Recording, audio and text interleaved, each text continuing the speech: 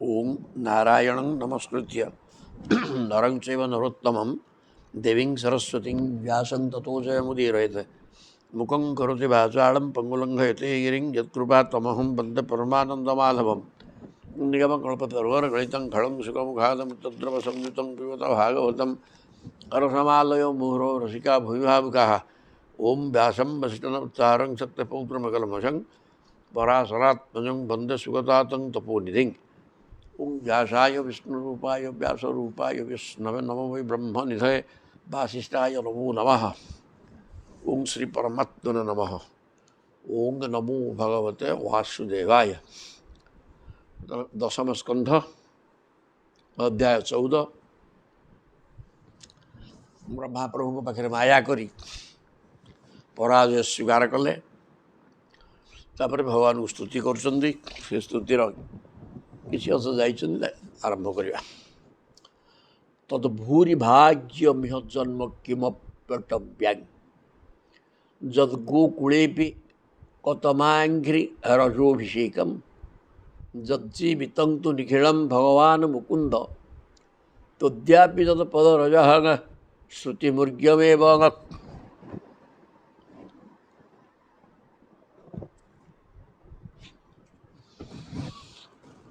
हे प्रभु तद भूरि भाग्यं इह जन्म किमपि अटव्यां ये ब्रजरे जेकोसी जंगल गछुटी जन्म हेले अहोभाग्य हो जाता कहीं जद गोकूले कतमाघ्रे रजोभिषेकम ये गोकूलर जेकोसी व्यक्ति पादरज पाईगले आपण पादरज सहित सी समान कहीं कतमाघ्री के जेकोसी व्यक्तिर रज अभिषेकम जज्जीवितं तु निखिलम भगवान मुकुंद से माने जीवन सर्वस्व रोच आपण भगवान श्रीकृष्ण मुकुंद होती जीवन सर्वस्व माने से माने बंची केवल कृष्ण को स्मरण कर भगवान कृष्ण पाखे समर्पित होकर बंची तेणु ये ब्रजर जेकोसी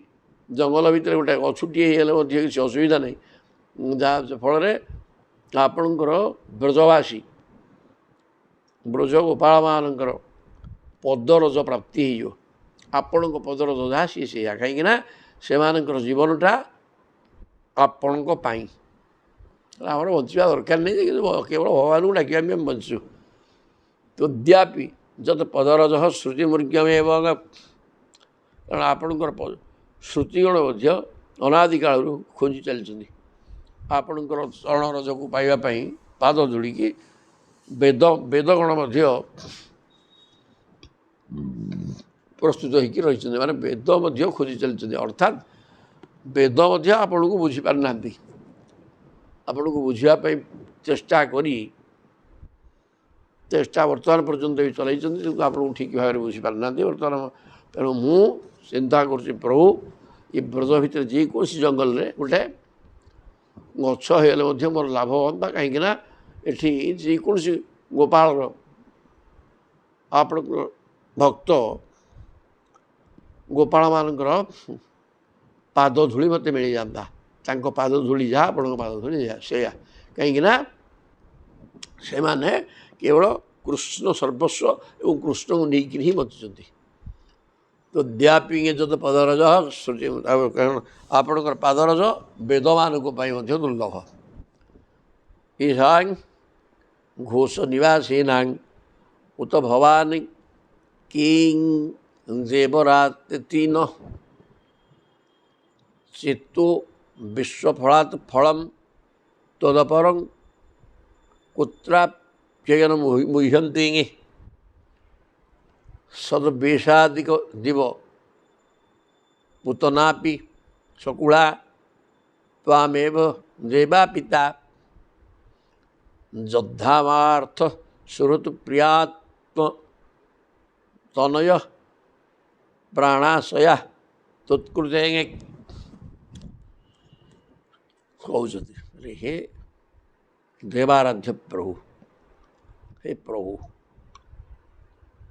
और देवता मान देवता देवता मान द्वारा आराध्य ଏହି ବ୍ରଜବାସୀମାନଙ୍କୁ ଏମାନଙ୍କର ସେବାର ପ୍ରତିଦାନରେ ଆପଣ କି ଫଳ ଦେବେ? ଏସାଂ ଘୋଷ ନିବାସୀ ନା ଘୋଷ ମାନେ ଗୌଡ଼ ଗାଁ। ଏ ଗୌଡ଼ ପଲ୍ଲୀରେ ବାସ କରୁଥିବା ସମସ୍ତ ଗୋପାଳମାନଙ୍କୁ ବାସିନା ଯେତେ ବାସ କରୁଛନ୍ତି ଆଉ ଗୋପାଳଟି ଯିଏ ହେଲେ ଉତ ଭବାନ କିଂ ଦେବ ରାତି ଦିନ ଏମାନଙ୍କୁ କ'ଣ ଆପଣ ସୁରକ୍ଷା ଦେବେ? ଚେତୁ ବିଶ୍ୱଫଳାତ୍ ଫଳମ୍ ତଦପରମ୍ କୁତ୍ରାପ୍ୟୟନ ମୁହ୍ୟତି।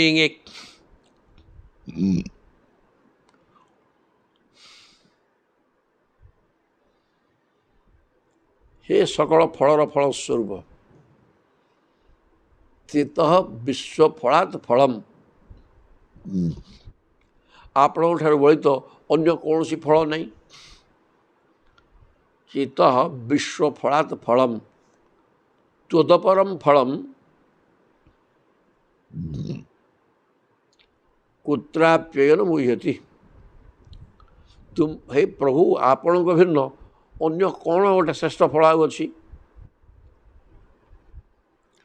ଆପଣଙ୍କ ଠାରୁ ବଳିକିରି ଅନ୍ୟ କୌଣସି ଫଳ ନାହିଁ। ଏହା ବିଚାର କରି ମୋର ଚିତ୍ତ ମୋହିତ ହୋଇଯାଉଛି। ତଦପରମ୍ ଫଳମ୍, ସଂସାର ପାଇବାଟା ଛୋଟିଆ କଥା। ବିଶ୍ୱଫଳାତ୍ ବିଶ୍ୱଫଳ ଠାରୁ ଆପଣଙ୍କୁ ପାଇବାର ଫଳ ହେଲା କୌଣସି ମତେ ଯେନ କେନ ପ୍ରକାରେଣ ମନଃ କୃଷ୍ଣନ୍ୟବେଶୟତ। ତେଣୁକରି ଆପଣଙ୍କୁ ପାଇବା ଠାରୁ ଆଉ ସଂସାରର ଅଧିକା ଫଳ କିଛି ନାହିଁ। ଶ୍ରେଷ୍ଠ ଫଳ ହେଉଛନ୍ତି ଆପଣଙ୍କୁ ଭଗବତ ପ୍ରାପ୍ତି। ଏହା ବିଚାର କରି ମୋର ଚିତ୍ତ ମୋହିତ ହୋଇଯାଉଛି। ଆପଣ ଏମାନଙ୍କୁ ନିଜର ସ୍ୱରୂପ ଦେଇଦେଲେ ମଧ୍ୟ ଋଣମୁକ୍ତ ହୋଇପାରିବେ ନାହିଁ। ଯଦ ବେଶାଦିବ ପୁତନାପି ଶକୁଳା ତ୍ୱାଜ୍ଞେବ ଦେବା ପିତା ଯଦ୍ଧା ମାର୍ଥ ସୁହୃତ ପ୍ରିୟାତ୍ମ ତନୟ ପ୍ରାଣାଶୟା ତୁତ୍କୃତେ।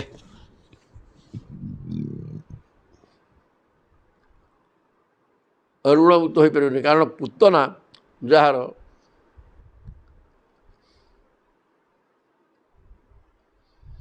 ପୁତନାଟା ଗୋଟେ ସାଧ୍ୱୀ ସ୍ତ୍ରୀ, ଗୋଟେ ସାଧ୍ୱୀ ସ୍ତ୍ରୀର ବେଶ ଉଷା ହେଇଥିଲା କି ତା ଭିତରେ କପଟ ଥିଲା ଏବଂ ବିଷ ଦେଇକିରି ମାରିବା ଲକ୍ଷ୍ୟରେ ସେ ଆସିଥିଲା।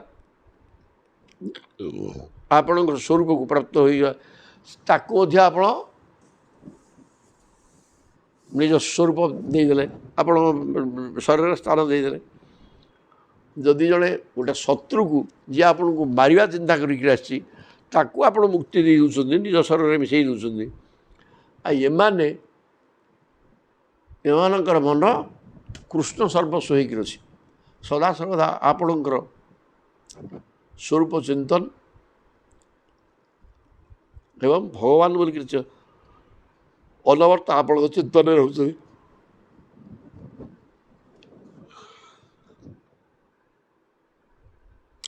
ସେହି ପୁତନା ମଧ୍ୟ ତା'ର ଅଘାସୁର ବକାସୁର ଆଦି ସମ୍ପର୍କୀୟଙ୍କ ସହିତ ଆପଣଙ୍କ ସ୍ୱରୂପକୁ ପ୍ରାପ୍ତ ହୋଇଗଲା। ସଦ୍ବେଶାଦିବ ପୁତନାପି ଶକୁଳା, ତା'ର ଭାଇ ବକାସୁର ଏବଂ ଅଘାସୁର ଏ ସମସ୍ତେ ତ୍ୱାଜ୍ଞେବ ଦେବା ପିତା, ସମସ୍ତେ ତୁମକୁ ପାଇଯାଇଛନ୍ତି ପ୍ରଭୁ। ସମସ୍ତେ ମାରିବା ଲକ୍ଷ୍ୟ ନେଇକିରି ଆସିଥିଲେ। ତେବେ ଯେଉଁ ବ୍ରଜବାସୀମାନେ ନିଜର ଘର, ଧନ, ସ୍ୱଜନ, ପ୍ରିୟଜନ, ଶରୀର, ପୁତ୍ର, ପ୍ରାଣ ଓ ମନ ସବୁକିଛି ଆପଣଙ୍କ ଚରଣରେ ସମର୍ପିତ କରିଦେଇଛନ୍ତି, ଯେଉଁମାନଙ୍କର ସବୁକିଛି କେବଳ ଆପଣଙ୍କ ନିମନ୍ତେ ଅଭିପ୍ରେତ, ସେମାନଙ୍କୁ ମଧ୍ୟ ସେହି ଏକା ଫଳ ଦେଇ ଆପଣ କିପରି ଋଣମୁକ୍ତ ହେବେ? ଠିକ୍ କଥା। ଆଉ ପୁତନା ସୁନ୍ଦର ଭାବରେ କହୁଛନ୍ତି, ଏଷାଂ ଘୋଷ ନିବାସିନାଂ ଉତ ଭବାନ किंग देव राति दिन ये ब्रजवासी मानू आपण कौन देकर खुशी करें कारण आपण ही सर्वश्रेष्ठ फल जेकोसी कर्मर कर्म जदि किए साधना करते आप मिले आ सांसारिक कर्म लगे कौन प्रभु मिलती तेणु जदिवा किए जड़े साधक रहा साधना कला सी आपण को ही पाइले तार कर्म सफल धरा पड़ जना कहीं देखु पूतना गोटे वेशभूषार साध्वी थिला किंतु तार उद्देश्य मंद थिला एवं विष देकर मारिया लक्ष्य आसला तार बकासुर तार भाई बका एवं अघासुर ये समस्त तार कूल पूतना सहित तार दी भाई की मध्य आपण स्व शरीर स्थान देदेले से माने शत्रुता करी आपन को विनाश करवा लक्ष्य आसते आ ब्रजवासी माने जद्धागमार्थ सुहृत प्रियात्म प्रियात्म तनयाग तनय प्राणाशया तत्कृते एमानकर घर द्वार स्त्री पिला प्राण सहित सबू आपण को पाखे समर्पित हो ब्रजवासी मानकर अत्यंत प्रेम कर सी तो शत्रु भाव मारे आसी पूतना एवं बका अघा को आप निज शरीर में मिसईदे आम कौ फलुटी देवे ताठू अधिका फल कौन अच्छी आप देवे कारण एम निजर घर द्वार टंका पैसा स्त्री पिला निजर प्राणवायु सहित आपन को समर्पण कर कौन देकर आप ऋणमुक्त हे कथा मुझे बुझीपार तावत रागादय स्तेना तावत कारागृहं गृहं तावत मोह अंघ्रि निरत जावत कृष्ण नते जना कहले हे सच्चिदानंद स्वरूप श्याम सुंदर जीव जे पर्यंत आपणकर हो न जाइछि से पर्यंत रागद्वेष आदि दोष माने चोरंक परी जीवर सर्वस्व अपहरण कर चलती जावत रागादय तेना हांगा जिते पर्यंत व्यक्ति विशेष आपण चरणारबिंदु को आश्रय न करछि सेते पर्यंत राग माने अनुराग आसक्ति मोर मोर भाव बंधन रागादय राग द्वेष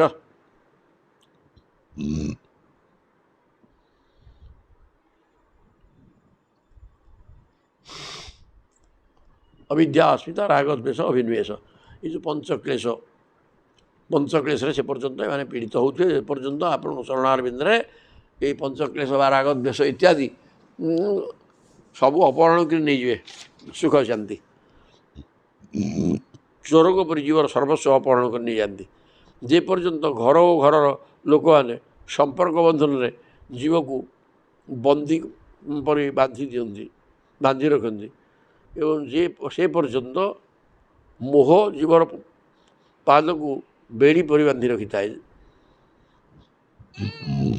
तावत रागादय राग माने अनुराग आसक्ति चोर चोर भाया तुम सर्वस्व को अपहरण करुए तावत कारागृह गृहम से बेले पर्यंत घरटा कारागृह भाया माने घर भितर बांधि लोक रही थाए से बेले पर्यंत तावान मोह अंघ्रि निगड़ से बेले पर्यंत मोह माने अज्ञान गोड़े बेड़ी पकईकी रखी थाए अज्ञानटा ही बेड़ी मो घर मो द्वार मो स्त्री मो पिला युवा कला बेड़ी पड़ी गोड़ रही से भगवान को चिन्हुनी जावत कृष्ण नते जना है जिते बड़े पर्यंत श्रीकृष्ण शरणम न हो श्रीकृष्ण चरणारविंदर शरण पशिजा पर आउ राग तुम सर्वस्व चोरी कर घरटा कारागृह होना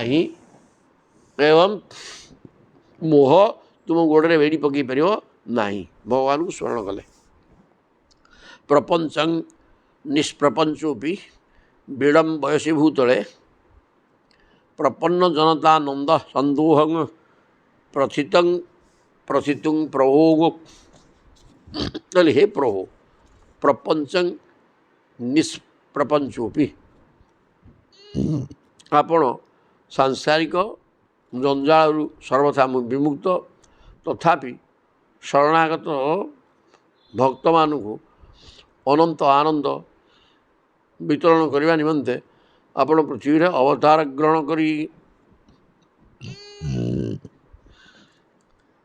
प्रपंच निष्प्रपंचोपि आपण निष्प्रपंच पांचभौतिक शरीर धरिकी जात हवा आपण आवश्यक किसी नहीं आपण पूर्ण काम सचिदानंद स्वरूप आनंद अनुभव करके बसवा लोक तेणु निष्प्रपंच होते आपण पांचभौतिक शरीर नुह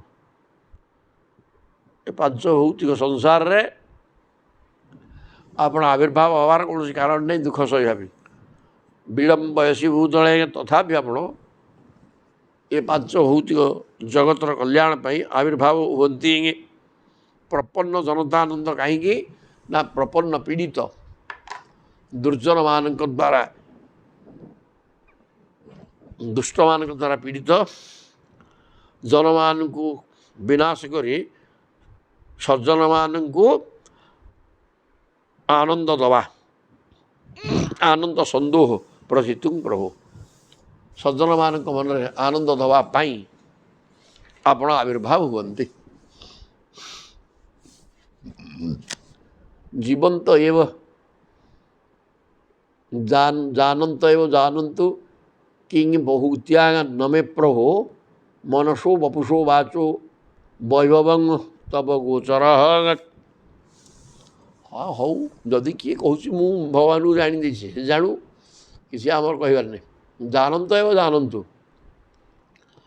कारण मु ब्रह्मा हो मुझे जापरि जदि किए जानी भगवान को चिन्ह पकड़ा कहूँ सी कहू आमर कहबार किसी आवश्यकता नहीं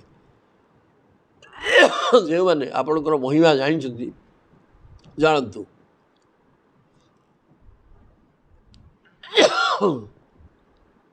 किंतु मो मन वाणी और शरीर मन वाणी एवं काय मन वाक्य आपण को महिमा जाना को संपूर्ण असमर्थ आउ बहुत गुड़े कौन कह किंग बहुत्यान नमे प्रभु आ बहुत गुड़े कहीकि किसी लाभ नहीं सी आपन को जानते कहते सी जानी था भर आमर प्रतिवाद करार नहीं किंतु मु ब्रह्मा स्वयं कायमन वाक्य आपणकर मचो आप वैभवम तब गोचर आपणकर वैभव को आपणकर स्वरूप को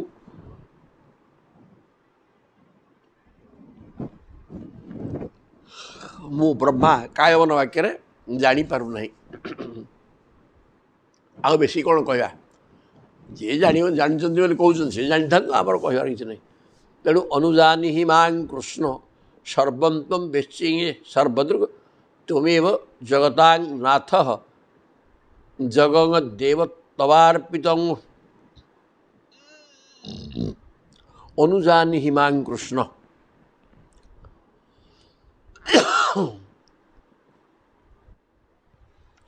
हे सच्चिदानंद भगवान श्री कृष्ण आपण होउछन्ति समस्तंकर साक्षी तेणु आपण सब किसी जानती आपण होउछन्ति समग्र जगतर स्वामी समग्र जगत आपण ठारे ही आश्रय नहीं मु आपण को कौन कहीपरि बर्तमान आपण निकटरे मु आत्मसमर्पण करुँच आपण मते शरणागत रूपे स्वीकार करंतु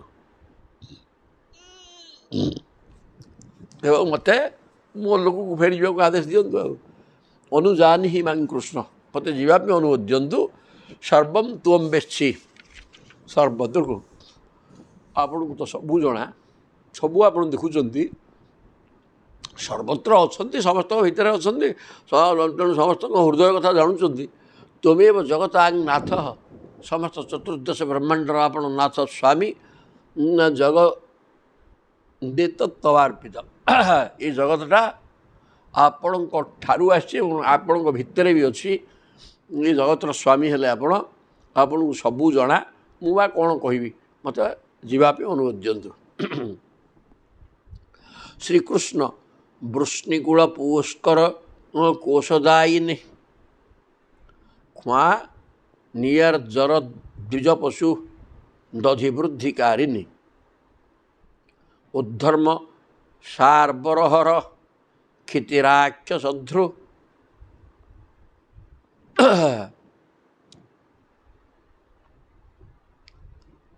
ଧୃକ୍ ଆକଳ୍ପ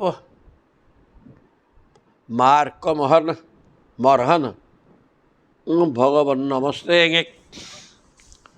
କହିଲେ ହେ ଶ୍ରୀକୃଷ୍ଣ, ବୃଷ୍ଣିକୂଳ, ବୃଷ୍ଣି ଯଦୁବଂଶ, ଯଦୁବଂଶ ପୁଷ୍କର କୋଶଦାୟିନୀ। ଯଦୁବଂଶଟା ଯଦି ଗୋଟେ ପଦ୍ମ ହେଲା, ଆପଣ ସେ ପଦ୍ମର କୋଶ ମଝିରେ ଥିବା ପୁଷ୍କରଟା।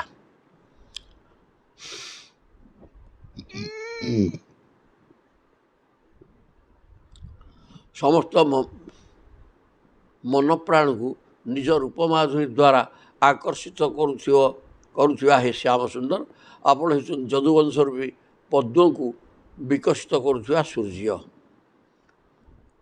ବୃଷ୍ଣିକୂଳ ପୁଷ୍କର କୋଶଦାୟିନୀ। ବୃଷ୍ଣିବଂଶଟା ଯଦି ଗୋଟିଏ ପଦ୍ମ ହେଲା, ସେ ପଦ୍ମକୁ ଆହ୍ଲାଦିତ କରୁଥିବା ବା ଫୁଟେଇ ଦେଉଥିବା ସୂର୍ଯ୍ୟ ହେଉଛନ୍ତି ଆପଣ। ମା ନିର୍ଜର ଦ୍ୱିଜ ପଶୁ ଦଧିବୃଦ୍ଧିକାରିଣୀ। ଖ୍ୱା ମାନେ ପୃଥିବୀର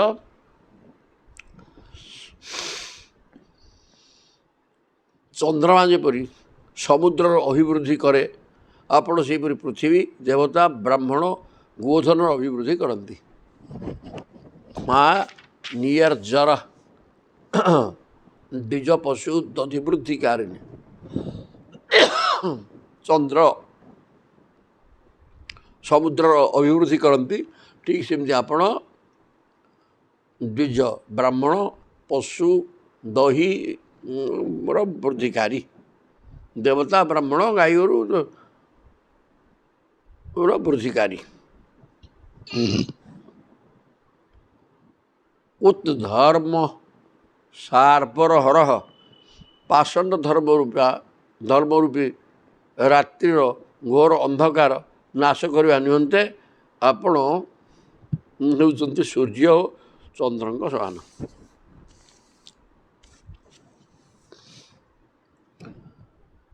ଉଦ୍ଧର୍ମ ପାଷାଣ୍ଡ ଧର୍ମ,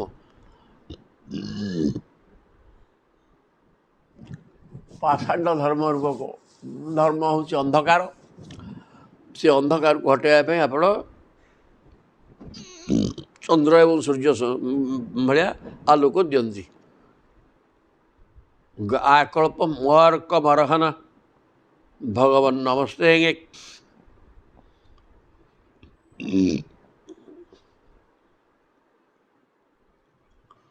ଭଗବାନ, ମୁଁ ମୋର ଜୀବନ ସାରା ମହାକଳ୍ପ ପର୍ଯ୍ୟନ୍ତ ଆପଣଙ୍କୁ କେବଳ ନମସ୍କାର କରୁଥାଏ।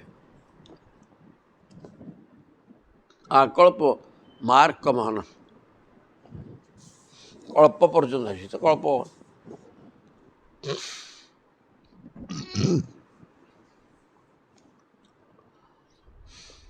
ମୁଁ ସଦାସର୍ବଦା ଆପଣଙ୍କୁ ନମସ୍କାର କରୁଥିବି। ଆଉ ଆପଣ ବୃଷ୍ଣିକୂଳର ମାନେ ଯଦୁବଂଶର ଯଦି ପଦ୍ମ ଫୁଲ ହେଲା, ତାକୁ ଆନନ୍ଦ ଦେଉଥିବା, ପ୍ରସ୍ଫୁଟିତ କରିକି ଆନନ୍ଦ ଦେଉଥିବା ସୂର୍ଯ୍ୟ ଆପଣ।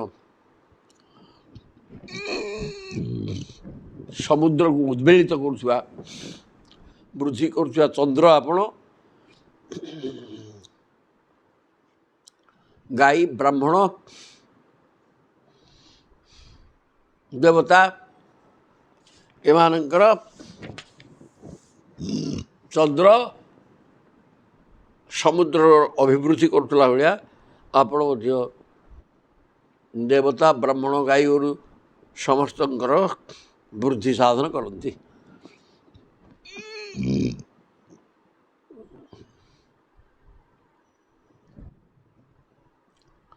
ପୃଥିବୀବାସୀ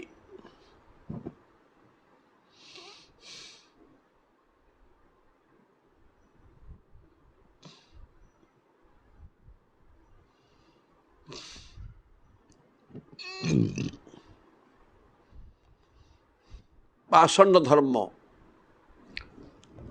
ଧର୍ମ ରୂପକ ପାଷଣ୍ଡ ଧର୍ମ ତ ଅଧର୍ମ, ସେ ଅଧର୍ମ ହେଲା ଅନ୍ଧକାର, ତାକୁ ବିନାଶ କରିବା ପାଇଁ ଆପଣ ସୂର୍ଯ୍ୟ ସମାନ। ତେଣୁ ଏ ପ୍ରକାର ହେ ଭଗବାନ ଆପଣଙ୍କୁ ମୁଁ ସଦାସର୍ବଦା ଖାଲି ନମସ୍କାର କରୁଥାଏ। ଶ୍ରୀ ଶୁକୋବାଚ, ଶୁକଦେବ କହୁଛନ୍ତି ଇତ୍ୟାଭିଷ୍ଟୁୟ ଭୂମାନମ୍ ତ୍ରିଃ ପରିକ୍ରମ୍ୟ ପାଦୟୋଃ ନତ୍ୱା ଅଭୀଷ୍ଟଂ ଜଗଦ୍ଧାତା ସ୍ୱଧାମ ପ୍ରତ୍ୟପଦ୍ୟତ। ଶୁକଦେବ କହୁଛନ୍ତି ହେ ପରୀକ୍ଷିତ ମହାରାଜ, ଇତି ଅଭିଷ୍ଟୁୟ ଭୂମାନମ୍, ଏହି ପ୍ରକାର ଭୂମା ପୁରୁଷ ବା ବ୍ରହ୍ମ ପଦାର୍ଥଙ୍କୁ ଏହି ପ୍ରକାର ସ୍ତୁତି କରି ତ୍ରିଃ ପରିକ୍ରମ 3 ବାର ପ୍ରଦକ୍ଷିଣ କଲେ, ତାଙ୍କ ଚାରିପାର୍ଶ୍ୱରେ ବୁଲିଲେ, ବୁଲିକିରି ନତ୍ୱା ଅଭୀଷ୍ଟଂ ଜଗଦ୍ଧାତା, ତାପରେ ସେ ଚରଣରେ ପ୍ରଣାମ କଲେ ଓ ନିଜର ଗନ୍ତବ୍ୟ ସ୍ଥାନ ସତ୍ୟଲୋକକୁ ଚାଲିଲେ। ତତ୍ତ୍ୱ ଅନୁଗାମ୍ୟ ଭଗବାନ ସ୍ୱଭୁବମ୍ ପ୍ରାଗ୍ ଅବସ୍ଥିତାନ୍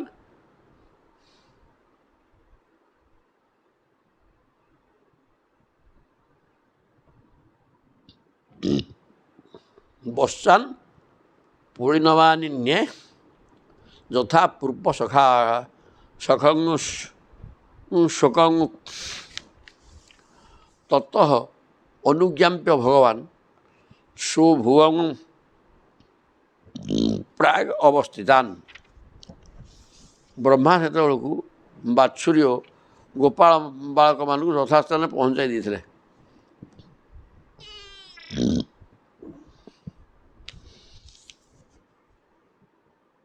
ଭଗବାନ ଶ୍ରୀକୃଷ୍ଣ ବ୍ରହ୍ମାଙ୍କୁ ବିଦାୟ ଦେଇ ବାଛୁରୀମାନଙ୍କୁ ଧରି ଯମୁନା ପୁଇନକୁ ଆସିଲେ, କାରଣ ସେ ତାଙ୍କର ସଖାମାନଙ୍କୁ ସେଠାରେ ଛାଡ଼ି ଦେଇ ବାଛୁରୀ ଖୋଜିବାକୁ ଯାଇଥିଲେ।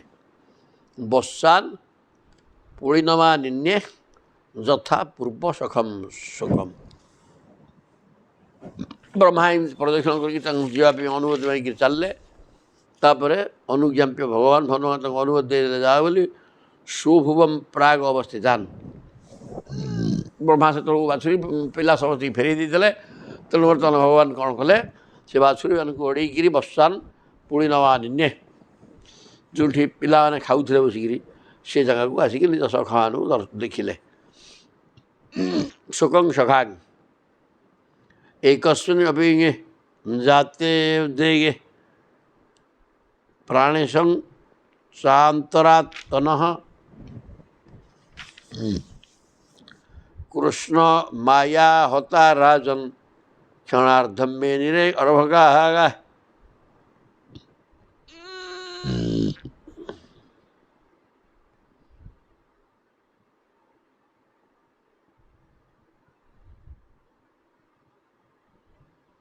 ଏକସ୍ମିନ୍ନପି ଜାତେ ଦେ, ବର୍ତ୍ତମାନ ଗୋଟିଏ ବର୍ଷ ଅଧିକାନ୍ତ ହେଇଗଲାଣି ଏଇ ବାଛୁରୀ ରଖାରେ। ପ୍ରାଣେଶଂ ଚାନ୍ତରାତ୍ମନଃ, ଜୀବନ ସର୍ବସ୍ୱ ପ୍ରାଣ ବଲ୍ଲଭ ଭଗବାନ ଶ୍ରୀକୃଷ୍ଣଙ୍କ ଠାରୁ ବିଚ୍ଛିନ୍ନ ହୋଇଯିବାର ସେତେବେଳକୁ ବର୍ଷେ ହେଇଯାଇଥିଲା। ପ୍ରାଣେଶଂ ଚାନ୍ତରାତ୍ମନଃ, ପ୍ରାଣପତି ଭଗବାନ ଶ୍ରୀକୃଷ୍ଣଙ୍କ ଠାରୁ ବିଚ୍ଛେଦ ହେବା ବର୍ଷେ ହେଇଯାଇଥିଲା। କୃଷ୍ଣ ମାୟା ହତା ରାଜନ୍, କିନ୍ତୁ ସେ ଭଗବାନ କୃଷ୍ଣଙ୍କର ମାୟା ଦ୍ୱାରା ବାଧାପ୍ରାପ୍ତ ହେଇକିରି କ୍ଷଣାର୍ଦ୍ଧଂ ମେଦିରେ ଅର୍ଭଗା, ଅଳ୍ପ ସମୟ ହେଲା ଯାଇଥିଲେ ତ ଆଉ କୁଆଡ଼େ ଆମେ ନଥିଲେ, ପୁଣି ଆସିକି ମିଶିଗଲେଣି। ଏଇ ପ୍ରକାର ସେ ଚିନ୍ତା କଲେ, ସେ ଜାଣିପାରିଲେ ଯେ ବର୍ଷେ ହେଲା ଆମେ ବୁଲୁଛୁ କୁଆଡ଼େ ବୋଲି। କିଂ କିଂ ନ ବିସ୍ମରନ୍ତି ହ୍ୟ ମାୟା ମୋହିତ ଚେତସଃ। ଆରେ ମାୟା ଏତେ ଭୟଙ୍କର ଜିନିଷ ଯେ ଏ ମାୟାରେ ଯେଉଁମାନେ ମାୟା ହେଇଥାନ୍ତି ସେ ସବୁକିଛି ପାସୱାର୍ଡ଼ ଦେଇଥାନ୍ତି। ଜନମୋହିତଂ ଜଗତ ସର୍ବମ୍ ଅଭିକ୍ରଂ ବିସ୍ମୃତାତ୍ମକ, ଯେଉଁ ମାୟାର ପ୍ରଭାବ ଏତେ ଭୟଙ୍କର ଯେ ସେ ମାୟାରେ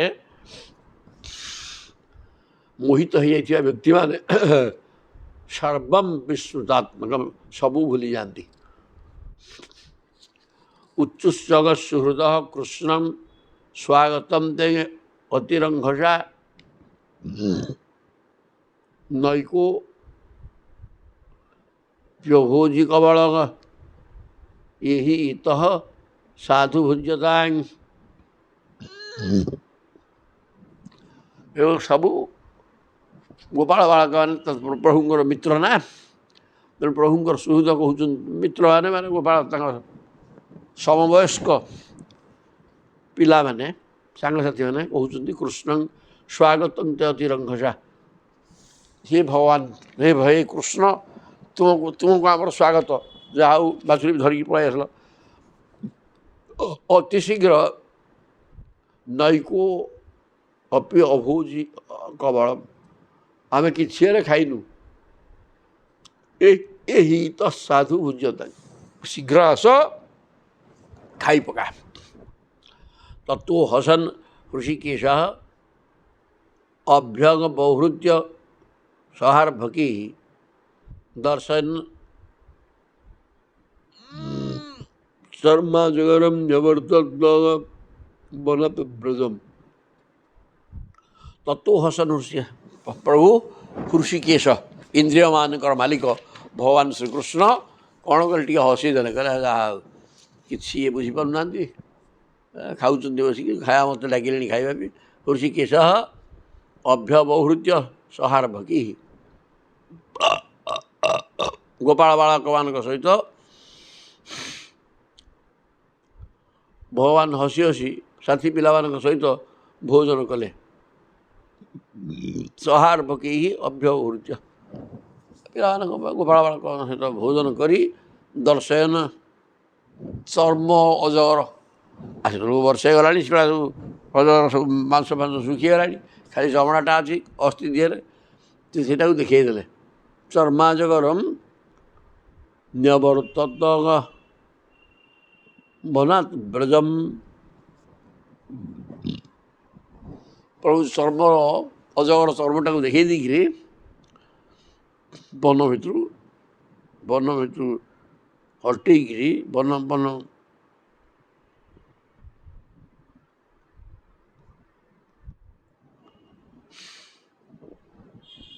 ନ୍ୟବର୍ତ୍ତତ ବନାତ୍ ବ୍ରଜମ, ବନ ଭିତରୁ ବ୍ରଜକୁ ଚାଲିଲେ, ଅର୍ଥାତ୍ ଗାଈ ଏବଂ ବାଳକମାନଙ୍କ ସହିତ ଫେରିଲେ ଆଉ ନିଜ ବ୍ରଜଭୂମିକି। ଆଉ ପିଲାମାନେ ଯେତେବେଳେ ଡାକିଲେ ପ୍ରଭୁ ଆସ ଖାଇଦେବା ବୋଲି, ପ୍ରଭୁ ମଧ୍ୟ ପାଖକୁ ଗଲେ ଏବଂ ପିଲାମାନଙ୍କ ସହିତ ଭୋଜନ ବ୍ୟବସ୍ଥା କଲେ। ଏବଂ ଅଜଗର ମଲା ଅଜଗର ଚର୍ମଟା ଦେଖେଇଲେ, ଏଇଠି ଯେଉଁ ଅଜଗରଟାକୁ ମରା ହେଇଥିଲା, ତା ଚର୍ମ ହେଇଠି ଶୁଷ୍କିରେ ପଡ଼ିଛି। ନ୍ୟବର୍ତ୍ତ, ତାପରେ ବ୍ରଜକୁ ଫେରିଲେ। ବରହ ପ୍ରସୂନ ନବଧାତୁ ବିଚିତ୍ରିତାଙ୍ଗ ପ୍ରଦ୍ଦାମ ବେଣୁ ଦଳଶୃଙ୍ଗ ରବୋତ୍ସବାଦ ବାହ୍ୟ ରବୋତ୍ସବାଢ୍ୟ ବତ୍ସାନ ଗୁଣାନନୁ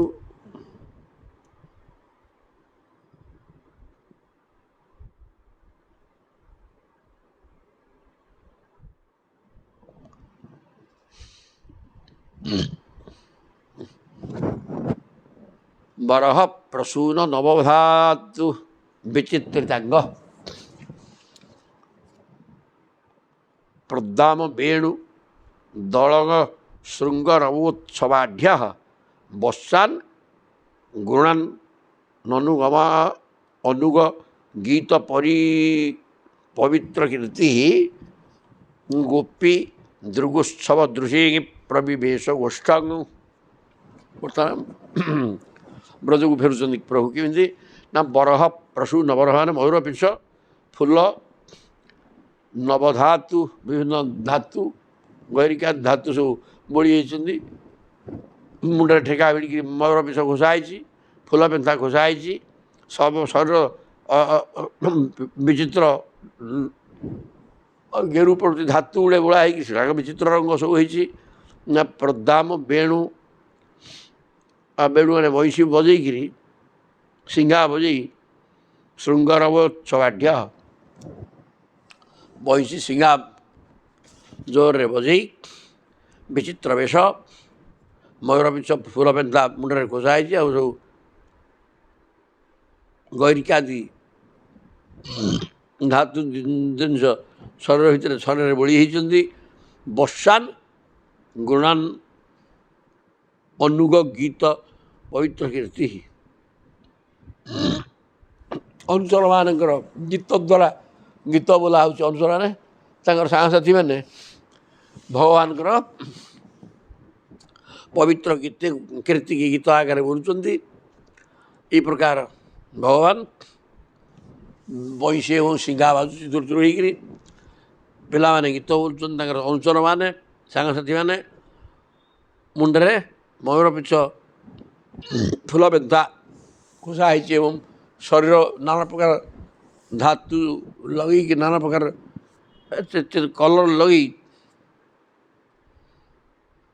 ବିଚିତ୍ର ଦେଖାଯାଉଛି। ଏହି ପ୍ରକାର ଅବସ୍ଥାରେ ଗୋପୀମାନଙ୍କର ଦୁର୍ଗୋତ୍ସବ ଦୃଶୀ ଗୋପାଳମାନଙ୍କ ଆଖିରେ ଆନନ୍ଦ ଦେଇକିରି ଗୋଷ୍ଠରେ ପ୍ରବେଶ ବ୍ରଜରେ ପ୍ରବେଶ କରେ।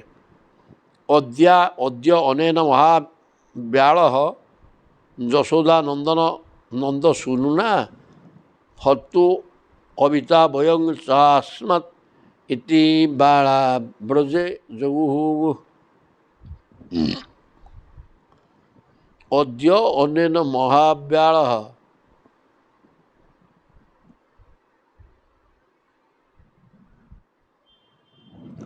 ଆଜି ଦିନରେ ଇଏ ଭଗବାନ କୃଷ୍ଣ ଅତ୍ୟନ୍ତ ବଳବାନ,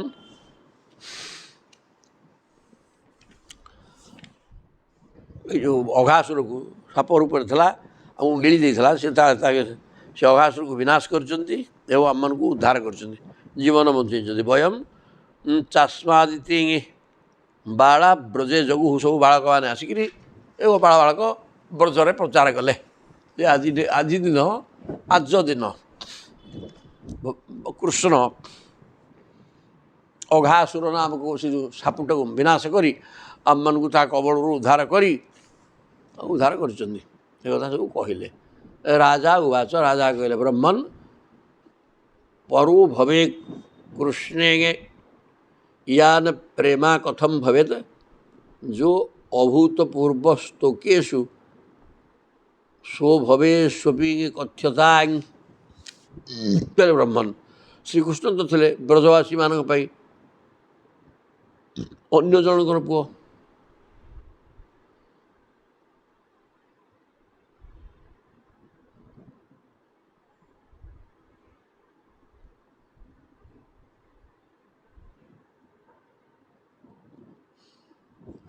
ବ୍ରହ୍ମନ୍ ପରୋ ଭବେ କୃଷ୍ଣେ ୟାନ ପ୍ରେମା କଥମ ଭବେ, ପରୋ ଭବେ, କୃଷ୍ଣ ନନ୍ଦ ଯଶୋଦାଙ୍କର ପୁଅ, ପର ପିଲା, କିନ୍ତୁ ସମସ୍ତଙ୍କର କୃଷ୍ଣଙ୍କୁ ଏତେ ପ୍ରେମ କରିବାର ତାତ୍ପର୍ଯ୍ୟ କ'ଣ? ଯେଝା ପିଲାକୁ ଯିଏ ସିନା ଶ୍ରଦ୍ଧା କରିବ ନା, ଅନ୍ୟ ପିଲାକୁ କିଏ ଶ୍ରଦ୍ଧା ବେଶୀ କରିବନ୍ତିନି, ଖାଲି ଲୋକ ଦେଖେଣି ଉପର ଠାଉରିଆକିରି ଶ୍ରଦ୍ଧା ନା, ସେ ଶ୍ରଦ୍ଧାର କିଛି ଅର୍ଥ ଥାଇ, କିନ୍ତୁ ପ୍ରତ୍ୟେକ ବ୍ରଜାଙ୍ଗନା ନିଜ ପିଲା ଥାଇକିରି ମଧ୍ୟ କୃଷ୍ଣଙ୍କୁ ଏତେ ସ୍ନେହ କରୁଥିଲେ କାହିଁକି? ଯେଉଁ ଅଭୂତପୂର୍ବ ସ୍ତୋକେଷୁ, ଯେଉଁ ସ୍ନେହଟା ନିଜ ପିଲାଙ୍କଠୁ ମଧ୍ୟ କୃଷ୍ଣଙ୍କୁ ଅଧିକା ସ୍ନେହ କରୁଥିଲେ, ଏଇଟା କାହିଁକି ହେଉଥିଲା? ସୋ ଭବେ ସ୍ୱବିକଥ୍ୟତା, ନିଜ ପୁଅମାନଙ୍କୁ ବି ଆଗରୁ ଏତେ ପ୍ରେମ କରୁନଥିଲେ। ଏହାର କାରଣ କ'ଣ କହ?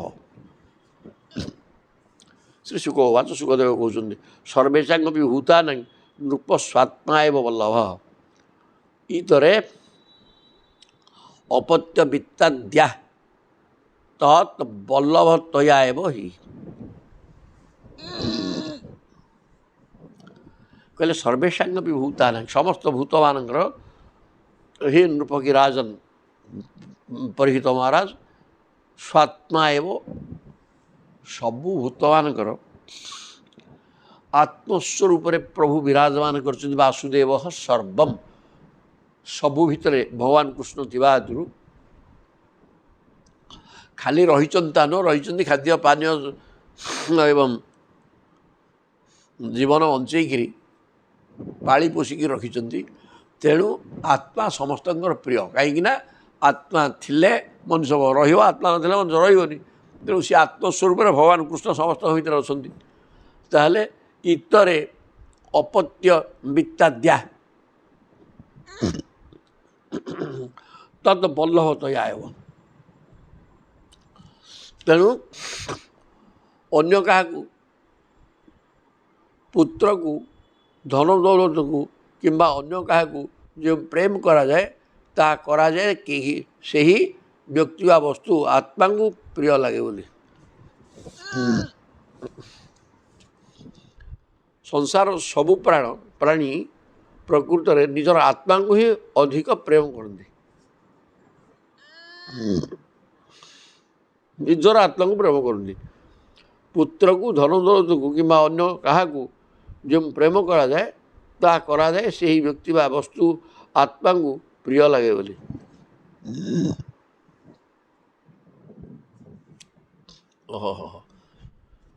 ये समस्ते आत्मा को प्रेम करती अत्यधिक कारण जीवात्मा थिबा हेतु पाली पोषिकी आमको से बंचेकी रखा व्यवस्था करती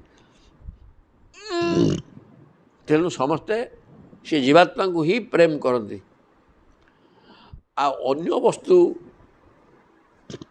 सांसारिक जागतिक वस्तु गुड़ाक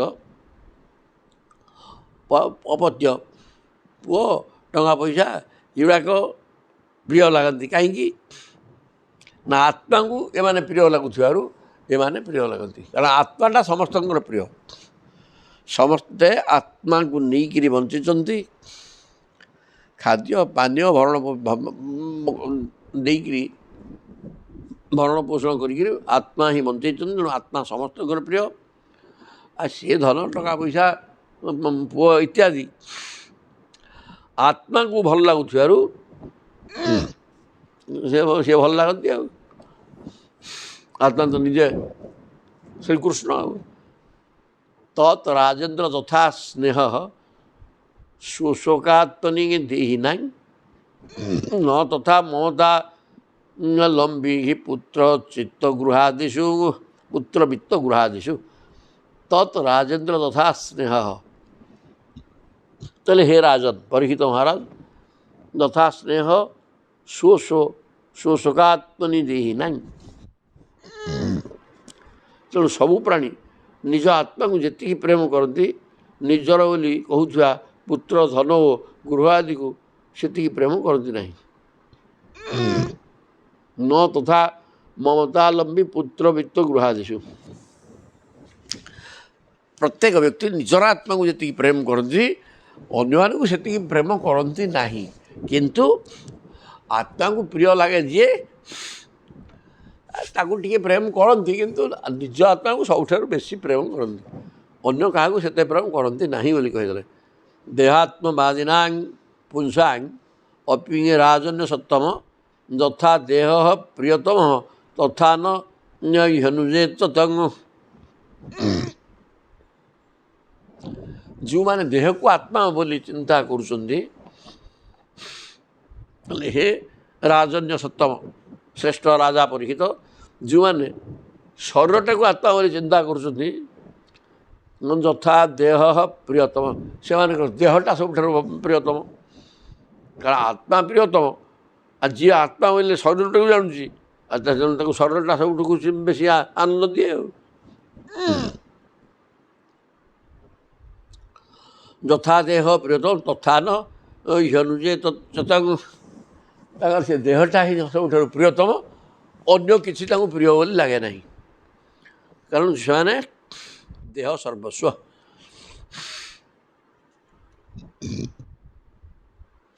देहर संबंधी पुत्र मित्र आदि को से प्रेम करती ना सरला जो देह को आत्मा बोली चिंता करती देह को आत्मा बोली भावुथिबारु देह को प्रेम करती ମାନେ କହିବାର ତାତ୍ପର୍ଯ୍ୟ ଯେ ଆତ୍ମା ହିଁ ସବୁଠାରୁ ସ୍ନେହର ପାତ୍ର, ସମସ୍ତେ ତାକୁ ଅତ୍ୟନ୍ତ ପ୍ରେମ କରନ୍ତି। ଆଉ ସେ ଆତ୍ମାକୁ ଯେଉଁଟା ପ୍ରିୟ ଲାଗେ ତାକୁ ବି ମଧ୍ୟ ପ୍ରେମ କରନ୍ତି। ଏହା ହେଲା ପାଠ। ଆଉ ଯଦି ଯିଏ ଶରୀରଟାକୁ ବା ଆତ୍ମା ବୋଲି ଚିନ୍ତା କଲା, ତେଣୁ ଶରୀରଟା ପ୍ରତି ତା'ର ପ୍ରେମ ଭାବ ଅଧିକା ରହିଲା। ଏବଂ ଶରୀର ଭିନ୍ନ ଅନ୍ୟ କୌଣସି ଜିନିଷ ତାକୁ ସେତେ ଆଗ୍ରହ ଲାଗିବ ନାହିଁ। ଦେହୋପି ମମତାଗା ଭାକ୍ ଚେତରିହି ଅସौ ନାତ୍ମ ପ୍ରିୟ ଯଦ୍ୟପି ଦେହେସ୍ମିନ୍ ଜୀବିତାଶା ବଳୀୟସୀ। ଦେହୋପି ମମତା ଭାକ୍, ଶରୀରଟା ମଧ୍ୟ ମମତା ମାନେ ମୋର, ଶରୀରଟା ମୋର, ସମସ୍ତେ ମୋର। ଆଉ କ'ଣ? ଚେତ ହି ଅସৌ ନାତ୍ମତ ପ୍ରିୟ। ଯେତେବେଳେ ବିଚାର ଦ୍ୱାରା ମଣିଷ ଜାଣିଯାଏ ଯେ ମୁଁ ଏହି ଦେହ ନୁହେଁ, ଦେହଟା ମୋର। ଦେହୋପି ମମତା ଭାକ୍ ଚେତ ହି ଅସୌ ନାତ୍ମତ ପ୍ରିୟ। ଯେତେବେଳେ ମଣିଷ ବୁଝିଯାଏ, ଯେଉଁ ମନୁଷ୍ୟଟା ଦେହଟା ଆତ୍ମା ବୋଲି ଭାବୁଛି ସେ ଦେହଟାକୁ ବେଶୀ ସ୍ନେହ କରିବ। କିନ୍ତୁ ଯଦି ଯେତେବେଳେ ବୁଝିଯିବ ଇଏ ଦେହଟା ଆତ୍ମା ନୁହେଁ, ଦେହୋପି ମମତା ଭାକ୍ ଚେତ୍ ହି ଅସୌ ନାତ୍ମତ ପ୍ରିୟ। ଯେତେବେଳେ ଦେହଟା ଆତ୍ମା ନୁହେଁ ବୋଲି ବୁଝିଯିବ, ଆତ୍ମା ସ୍ୱତନ୍ତ୍ର ଜିନିଷ, ସେତେବେଳେ ସେ ଦେହଟା ତା'ର ବେଶୀ ପ୍ରିୟ ହେବ ନାହିଁ। ସେ ଆତ୍ମା ହିଁ ତା'ର ପ୍ରିୟ ହେବ। ଯେତ୍ୟପି ଦେହେସ୍ମିନ୍, କାରଣ ଏ ଦେହଟା ଜରାଜୀର୍ଣ୍ଣ ହେଇଯିବ, ଦିନେ ନା ଦିନେ ବାର୍ଦ୍ଧକ୍ୟ ଅବସ୍ଥା ଆସିବ, ଇଏ ଜରାଜୀର୍ଣ୍ଣ ହେଇକି ଶ୍ମଶାନକୁ ଯିବ। ଜୀବିତ ଆଶା, ସେତିକିବେଳେ ବଞ୍ଚିବାର ଆଶା ବଳବତ୍ତର ହେବ।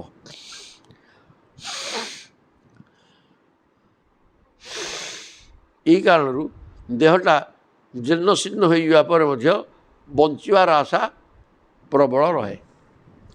ଆତ୍ମା ଦେହ ପ୍ରତି ଆଉ ସେତିକି ପ୍ରେମ ରହେ ନାହିଁ। ଏହି କାରଣରୁ ଦେହଟା ଜରାଜୀର୍ଣ୍ଣ ହୋଇଯିବା ପରେ ମଧ୍ୟ ବଞ୍ଚିବାର ଆଶା।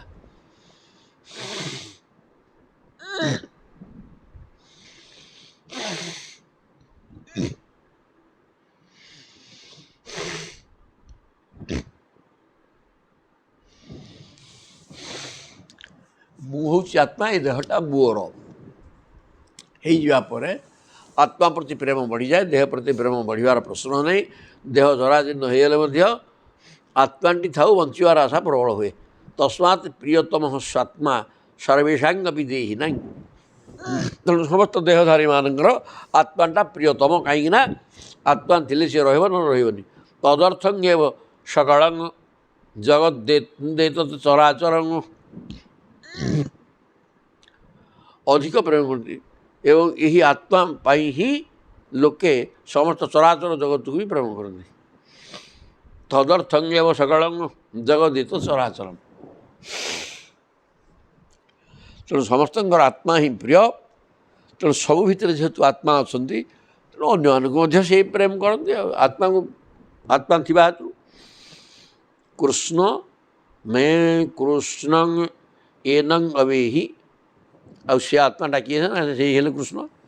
ଅବେହି ତ୍ୱାଂ ଆତ୍ମାନଂ ଅଖିଳାତ୍ମନାଂ, ଏ ସମସ୍ତ ଜଗତର ଜୀବ ଭିତରେ ସର୍ବାତ୍ମା ଭାବରେ ସେ କୃଷ୍ଣ ହିଁ ବିରାଜମାନ କରିଛନ୍ତି। ତେଣୁ ଯେହେତୁ ଆତ୍ମା ନିଜ ଆତ୍ମା ନିଜକୁ ପ୍ରିୟ, ତଥା ଅନ୍ୟ ଭିତରେ ଯେଉଁ ଆତ୍ମା ଅଛନ୍ତି ସମସ୍ତେ ମଧ୍ୟ, ସବୁ ଆତ୍ମା ମଧ୍ୟ, ଆତ୍ମାଟା ସବୁଠାରୁ ପ୍ରିୟତମ। ତେଣୁ ସବୁ ଆତ୍ମା ମଧ୍ୟ ପ୍ରିୟତମ। ନିଜ ଆତ୍ମା ଯେମିତି ସବୁ ଭିତରେ ସେମିତି ଆତ୍ମା ଅଛନ୍ତି, ସେ ଆତ୍ମା ତେଣୁ ପ୍ରିୟତମ। ଆଉ ଅନ୍ୟମାନଙ୍କୁ ସେଥିପାଇଁ ସେ ସ୍ନେହ କରୁଛି କିଏ ଲୋକ। ତାପରେ କହୁଛନ୍ତି ସେ ଆତ୍ମାଟି କିଏ କି ନା ଭଗବାନ କୃଷ୍ଣ ହିଁ ହେଉଛନ୍ତି ସେହି ଆତ୍ମା। ତୋମାତ୍ମଂ ନାତ୍ମାନଂ ଅଖିଳାତ୍ମନାଂ, କାରଣ ପ୍ରତ୍ୟେକ ଜୀବ ଭିତରେ ସେ ସର୍ବାତ୍ମା ଭାବରେ ସବୁଠି ଅଛନ୍ତି। ତେଣୁ ସବୁଠି ସେ କୃଷ୍ଣ ହେଇକି ଅଛନ୍ତି। ସବୁ ଆତ୍ମା ମାନେ କୃଷ୍ଣ।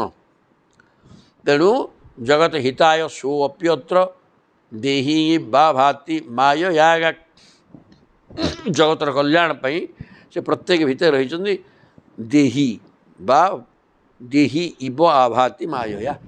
ସେ ମାୟାରେ ଦେହି ଭଳିଆ ଦେହ ଯାହାର ଅଛି ସେ ଦେହି, ଦେହଟା ତାଙ୍କର ଏଇ ପ୍ରକାର ବ୍ୟବସ୍ଥା କରିକିରି ସେ ଦେହି ଭାବରେ ସବୁଠି ମାୟାରେ ଦେହି ଭାବରେ ରହିଛନ୍ତି ଜଗତ ହିତ ପାଇଁ। ତେଣୁ ସମସ୍ତେ କୃଷ୍ଣଙ୍କୁ ଭଲ ପାଆନ୍ତି, କାରଣ ସବୁ ଭିତରେ କୃଷ୍ଣ ଅଛନ୍ତି ଏବଂ ସମସ୍ତଙ୍କୁ ବି ଭଲ ପାଆନ୍ତି। ଆଉ ବସ୍ତୁତଃ କୃଷ୍ଣଂ ଏନଙ୍ଗ ବେହି ତ୍ୱଂ ଆତ୍ମାନଂ ଅଖିଳାତ୍ମନାଂ ଜଗତ ହିତାୟ ସୁପ୍ୟତ୍ର। ଜଗତର କଲ୍ୟାଣ ପାଇଁ ସେ ପ୍ରଭୁ ମଧ୍ୟ ଏଠି ଦେହି ବା ମାୟାରେ ଦେହି ଭଳିଆ ସବୁ ଦେହର ଦେହି ସିଏ। ଆଉ ବସ୍ତୁତଃ ଜାନତା ମାତ୍ର କୃଷ୍ଣଂ ସ୍ଥାଶ୍ରୁଚରିଷ୍ଣୁଚ ଜାନତା ମାତ୍ର କୃଷ୍ଣଂ ସ୍ଥାଶ୍ରୁଚରିଷ୍ଣୁଚ ଭଗବତ ରୂପମଖିଳଂ ନାନ୍ୟତ ବସ୍ତୁ ଇହ କିଞ୍ଚନ। କହିଲେ ତେଣୁ କରି ବସ୍ତୁତଃ ଜାନତା ଅତ୍ର କୃଷ୍ଣଂ ଏଠି ଚରାଚର ସବୁ ଭିତରେ ଭଗବାନ କୃଷ୍ଣ ହିଁ ବିରାଜମାନ କରିଛନ୍ତି, କାରଣ ସର୍ବାତ୍ମା ହେଇକିରି ସବୁ ଭିତରେ ଅଛନ୍ତି। ସେ ଆତ୍ମା ପଦାର୍ଥର ଭଗବାନ କୃଷ୍ଣ, ଆଉ ତେଣୁ ଭଗବାନ କୃଷ୍ଣ ହିଁ ସର୍ବତ୍ର ବିରାଜମାନ କରିଛନ୍ତି। ଭଗବତ ରୂପମଖିଳମ୍, ତେଣୁ ସବୁ ଏଠି ଯାହା ରୂପ ଦେଖାଯାଉଛି ନାମ ରୂପକୁ ନେଇକିରି ଯେଉଁ 84 ଲକ୍ଷ ଜୀବଜନ୍ତୁର ବ୍ୟବସ୍ଥା ହେଇଛି, ଇଏ ସମସ୍ତେ ହେଉଛନ୍ତି ଭଗବାନ କୃଷ୍ଣ। ଭଗବତ ରୂପମଖିଳମ୍, ସବୁ ହେଲା ଭଗବାନ କୃଷ୍ଣଙ୍କ ସ୍ୱରୂପ। ନାନ୍ୟତ ବସ୍ତୁ ଇହ କିଞ୍ଚନ, କୃଷ୍ଣଙ୍କ ବ୍ୟତୀତ ଏଠି କୌଣସି ବସ୍ତୁ ଆଉ ନାହିଁ। ସବୁ ଭିତରେ ତ କୃଷ୍ଣ ଅଛନ୍ତି, ସବୁ ଭଗବାନଙ୍କ ରୂପ। ଆଉ ସର୍ବେଷାଙ୍ଗପି ବସ୍ତୁ ନାହିଁ ଭାବାର୍ଥୋ ଭବତି ସ୍ଥିତ ତସ୍ୟାପି ଭଗବାନ କୃଷ୍ଣ କିଂ ଅତତ ବସ୍ତୁ ରୂପ୍ୟତାଂ। ସବୁ ବସ୍ତୁର ଅନ୍ତିମ ରୂପ ତାର କାରଣରେ ରହିଥାଏ। କାରଣ ରୂପଟା ହେଲା ନାମ ରୂପ ନେଇକିରି ଆମେ ଯେଉଁ ବୁଝୁଛୁ, ଏଇଟା କାର୍ଯ୍ୟ, ତାର କାରଣ ସବୁ ବସ୍ତୁର ଅନ୍ତିମ ରୂପ କାରଣରେ ରହିଥାଏ। ସେଇ କାରଣର ମଧ୍ୟ ପରମ କାରଣ ହେଉଛନ୍ତି ଭଗବାନ ଶ୍ରୀକୃଷ୍ଣ। ସର୍ବେଷାଙ୍ଗ ବସ୍ତୁ ନାହିଁ ଭାବାର୍ଥ ଭବତି ସ୍ଥିତ।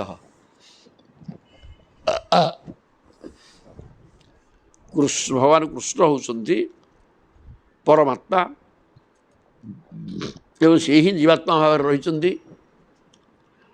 ତେଣୁ ଏ ଶରୀରର କାରଣ ହେଉଛନ୍ତି ସିଏ, ସର୍ବକାରଣ କାରଣ। ତାହେଲେ କହିଲେ ହେଲା କେଉଁ ବସ୍ତୁକୁ ଶ୍ରୀକୃଷ୍ଣଙ୍କ ଠାରୁ ଭିନ୍ନ ବୋଲି କହିହେବ?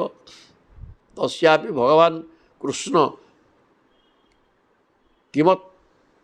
କିମତତ୍ ବସ୍ତୁ ରୂପ୍ୟତାଂ। କୃଷ୍ଣ ବିନା କେଉଁ ବସ୍ତୁଟା ଏଇ ଜଗତରେ ଅଛି ଦେଖି ଟିକେ କହିଲ। ଯଦି କୃଷ୍ଣ ବିନା କିଛି ଅଛି ତାହେଲେ ସେ ଜିନିଷ ନାହିଁ। ଯିଏ ଅଛି ତା ଭିତରେ କୃଷ୍ଣ ଥିବାରୁ ଅଛି, ତେଣୁ କୃଷ୍ଣ ହିଁ ସର୍ବତ୍ର ଅଛନ୍ତି। କୃଷ୍ଣ କେଉଁ ବସ୍ତୁ ଭିତରେ ନାହାନ୍ତି, ଏମିତି ବସ୍ତୁ ପୃଥିବୀରେ ନାହିଁ। ସମାଶ୍ରିତା ଜେଗେ ପଦ ପଲ୍ଲବ ପ୍ଳବମ୍ ମହତ ପଦମ୍ ପୁଣ୍ୟ ଯଶୁ ଓ ମୁରାରେ ହେ ଭବାମ୍ ବୁଧିଙ୍ଗର ବଶ୍ଚ ପଦମ୍ ପରମ ପଦମ୍ ପଦମ୍ ପଦଂ ଯଦ୍ ବିପଦାଂ ନତେଷାଂ। ସମାଶ୍ରିତା ଯେ ପଦ ପଲ୍ଲବ ପ୍ଳବମ୍, ତେଣୁ ଯେଉଁ ବ୍ୟକ୍ତିମାନେ ପ୍ରଭୁଙ୍କର ଚରଣାର ବିନ୍ଦ ରୂପକ ପ୍ଳବମାନେ ନୌକାକୁ ଆଶ୍ରୟ କରି ଯାଇଛନ୍ତି, ମହତ ପଦଂ ସିଏ ହେଲା ସର୍ବଶ୍ରେଷ୍ଠ ପଦ। ପ୍ରଭୁଙ୍କର ପାଦପଦ୍ମ ହିଁ ସର୍ବଶ୍ରେଷ୍ଠ ଆଶ୍ରୟ ସ୍ଥାନ। ପୁଣ୍ୟ ଯଶଃ ମୁରାରେ ହେ, ସତ୍ପୁରୁଷଙ୍କର ସର୍ବସ୍ୱ ପୁଣ୍ୟ କୀର୍ତ୍ତି ମୁକୁନ୍ଦ ମୁରାରୀଙ୍କର ପାଦପଲ୍ଲବ ରୂପୀ ନୌକାର ଆଶ୍ରୟ ନେଇଛନ୍ତି। ତାଙ୍କ ନିମନ୍ତେ ଏହି ଭବସାଗର ଭବାମ୍ ବୁଦ୍ଧି ପଶ୍ଚ ପଦମ୍ ପରମ ପଦମ୍, ସେମାନଙ୍କ ପାଇଁ ଗୋଟେ ନୌକା ସମୁଦ୍ର ପାରି ହେବା ପାଇଁ ଜଳଭାଗରୁ ସ୍ଥଳଭାଗକୁ ଯିବା ପାଇଁ ହେଲେ ନୌକାଟିଏ ଦରକାର। ତେଣୁ ସମୁଦ୍ର ସଂସାରଟା ହେଲା ଗୋଟେ ସମୁଦ୍ର, ଏ ସମୁଦ୍ରକୁ ପାରି ହେବା ପାଇଁ ଗୋଟେ ନୌକା ଦରକାର। ତେଣୁ ଭଗବାନ ଶ୍ରୀକୃଷ୍ଣଙ୍କର ପାଦପଦ୍ମକୁ ଯିଏ ନୌକା ଭାବରେ ଆଶ୍ରୟ କରିଯାଇଛି, ସିଏ ସଂସାର ରୂପକ ସାଗରକୁ ବାଛୁରୀ ପାଦରେ ଥିବା ପାଣି ଭଳିଆ ଡେଇଁକିରି ପଳାଇବ। ନୌକା ତ ଭଗବାନଙ୍କ ପାଦପଦ୍ମ, ସେ भगवत्पाद पद्म कृष्णଙ୍କ चरणारविंद को नाव भाव में आश्रय करने हेतु ये संसार सागरटा को बाछुरी टापू भितर थी पानी भाया डेईकि पलैज पदम पदम जद विपदाग्नते सांग आठी जगत संसार को जी जाबुड़ी धरिकी बुलूसी प्रति पदर विपद अच्छी किंतु भगवान को चरणारविंद को नौका कर जी बुलूची तार प्रति पदर विपदर प्रश्न किसी विपदाग्नते सांग तांकर कौन विपद ना एतत्ते सर्वमाख्यात जत पृष्ठोहंग यह त्वयागा तेणु हे विदुर जी तुम्हें जहाँ मत प्रश्न कर सब कथा सुंदर भाव में कहीदे जत कौमारे हरिकृतम पौगंडे परिकीर्तित कुमार अवस्था जो कामटा कले 5 वर्ष बेले अघासुर बध सेटा पौगंड अवस्था 6 वर्ष बेलू जा प्रकाशित है कारण वर्षे ब्रह्मा पाखे बंधा पड़ते एत सुहृद हिंगे चरित मुरारे हे अघार दनंगु साद बल जे मनम च व्यक्ते तरत रूप मजुअर्ब भीष्टवम सुन्नन गुण्डन गुण्डन इति नरु खिलार्थागन इति एतत् सुहृद चरित मुरारे है भगवान श्रीकृष्ण ये चरित वन क्रीड़ा अघासुर बध सबुज घास पड़िया बसी दही भात खाइबा एतत् सुहृद ही चरित सुहृद भी मैंने निजर समवयस्क बालक मान सहित मुरारी भगवान श्रीकृष्णकर ये अजगर अघासुर बोलिकी अघासुर बोले अजगर साप तार विनाश सादबल जे मनम घास पड़िया बसिक भात खाइबा अघासुर बध गोपाल बालक मान सहित भगवान कृष्णकर खेलालीला व्यक्तरत रूप मजुअर बभिस्तव अप्राकृत बात्सुर्य पिलावान रूप में प्रकट होगा ब्रह्मा द्वारा करा महान स्तुति विषय जो मनुष्य मैंने शुणती व्यक्ते है तरत रूपं अजूर बभिष्टवम और ब्रह्मांकर स्तुति आ प्रभु सबू रूप हो जाए बाछुरी बालक सबू रूप हो जाए सब कथा गुड़ा जी शुणे शुणे और कहे नरह समस्त प्रयोजन लाभ कर पकाए धर्म अर्थ काम मोक्ष सब मिल तो दरकार नहीं अर्थ मान प्रयोजन न सुंदन गुंडन ये नरह अखिलार्थान समग्र प्रयोजन तक मिले प्रयोजन सर्वश्रेष्ठ प्रयोजन कौन कि भगवान को पाइबा तेणु ये भगवान को पाइबा कामटा तार अत्यंत सुरुखुरी हो जाए धर्म अर्थ काम मुख्य मिलवा दरकार नहीं धर्म अर्थ काम किए कहला मिले बेकार जिनस एवं बिहारी ही कौमारी ही कौमारम जहतु ब्रजे लीलायनी ही सेतु बंधे ही मर्कट प्रवना देवी ही एवं बिहारी ही कौमारी ही कुमार अवस्था ये प्रकार अनेक खेला लीला करी कौमारम जहतु ब्रजे कुमार अवस्था को अतिक्रम करते ब्रज भर रहीक भगवान कृष्ण नीलायनी ही यहपरि भाव श्रीकृष्ण बलराम कुमार अवस्था अनुरूप लुचकाड़ी खेल सेतु बंधन बानर मानक परी डेईमा आदि विभिन्न लीला करी ब्रजरे तंकर कुमार बयस कटे देते नीलायनी ही सेतु बंधे लीलायन मैंने लुचकाड़ी खेल लुचकाड़ी खेल बंध बांधा मर्कट मान को भाया माकड़ डालू को डाल दिखती डालू डालू को सी डेईमा डोड़ा करी बाल्यलीला करते कुमार अवस्था कटे इति श्रीमद् भागवत महापुराण पारमहंस्यां संहितायां दशम स्कंधे पूर्वार्धे ब्रह्मांकर स्तुति नाम चतुर्दशोऽध्याय 14 सल्ले 15 अध्याय आरंभ हो ଧେନୁକାସୁର ଉଦ୍ଧାର ଗୋପବାଳକମାନଙ୍କୁ କଳି କାଳିଅ ନାଗର ବିଷରୁ ବଞ୍ଚେଇବା।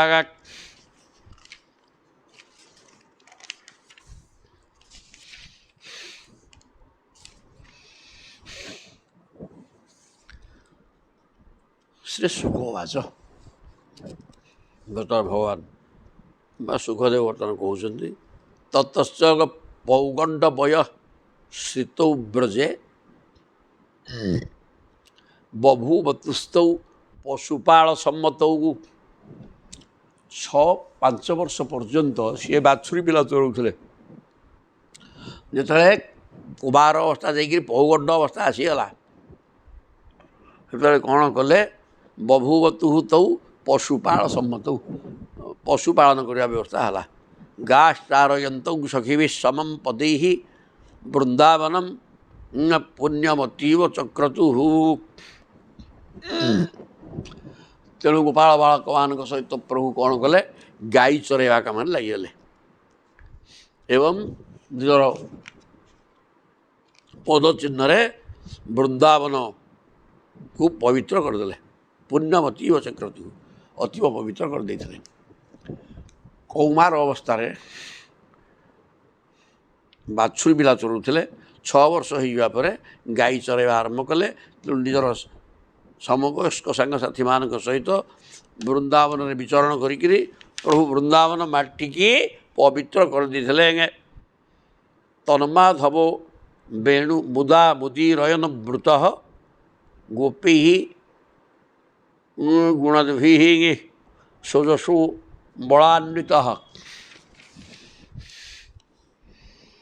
ପଶୁନୁ ପୁରସ୍କୃତ୍ୟ ପଶବ୍ୟମାବିଶତ୍ ବିହର୍ତ୍ତୁ କାମ କୁସୁମାକରମ୍ ବନଂ। କହିଲେ ତନ୍ ମାଧବ ସେହି ବନଟି ଗାଈଙ୍କ ଚରିବା ନିମନ୍ତେ ସବୁଜ ଘାସରେ ପୂର୍ଣ୍ଣ ହୋଇକି ରହିଥିଲା। ତନ୍ ମାଧବ ବେଣୁ ମୁଦା ମୁଦିରୟନ ବୃତ।